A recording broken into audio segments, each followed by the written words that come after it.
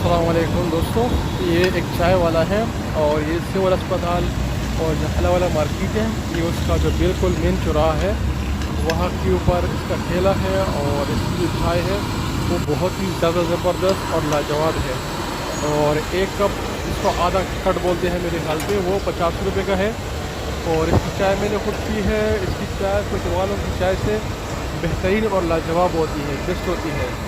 तो अगर आपको कभी भी अल्लाह वाला मार्केट आना हो तो आप जहाँ पर ये पराठे एक्सचेंज का बोर्ड लगा होगा, वहाँ पर ठेले वाला बैठा होगा, तो वहीं से आप चाय पी सकते हैं। बहुत ही बेहतरीन चाय है इसकी।